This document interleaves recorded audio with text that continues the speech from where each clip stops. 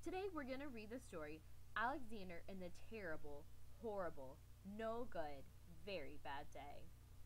If you look at the cover, what do you think this book's going to be about? Look at this picture down here. We got a little boy right here, and he looks like he has his grumpy face on. He's super mad about something. He's all in bed, and he's got his pajamas on. He looks pretty comfy. He's got his cover over him, and then all of his toys are laying around, so maybe it was something with his toys. But that's a question that we're going to ask ourselves as we read a little bit of this book. Why is Alexander having such a terrible, horrible, no good, very bad day? We're going to read a couple pages and then we're going to stop halfway through because I want you guys to make some predictions of what you think is going to happen next. So let's get started.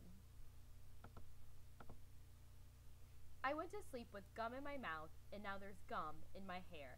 And when I got out of bed this morning, I tripped on the skateboard and by mistake, I dropped my sweater in the sink while the water was still running.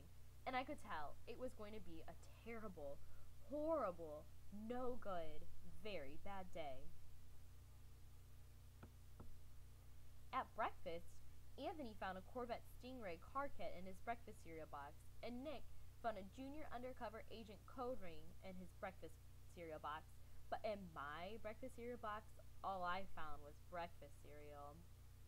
You guys see the picture and how his brothers are playing with what they got in their cereal box, and poor Alexander over here, all he got was plain old cereal. How would that make you guys feel? Probably not very happy, would it? I think I'll move to Australia. In the carpool, Mrs. Gibson let Becky have a seat by the window.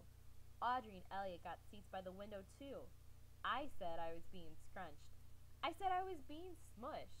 I said, if I don't get a seat by the window, I'm going to be car sick. But no one even answered. No one's paying attention to him, are they? He's just smushed in the back and they're all just paying attention outside and the mom's driving. I could tell it was going to be a terrible, horrible, no good, very bad day.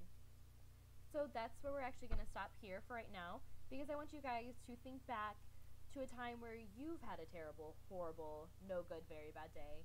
What happened exactly, and what did you guys do to make yourself feel better and not be in such a bad mood anymore? I know for me personally, when I've had bad days, what calms me down is just removing myself from the situation and distracting myself. So I'm either going to do something else, or usually it helps when I drink a glass of water, eat like a small snack. It just helps settle me and I go back to whatever I was working on a little bit later, or I just basically take a break. So go ahead and pair up. I want you guys to get with a partner and tell me about your bad day. I want to listen. I want to hear what it is. And right now, share with your partner, and then we're all going to come back together as a class and talk about it.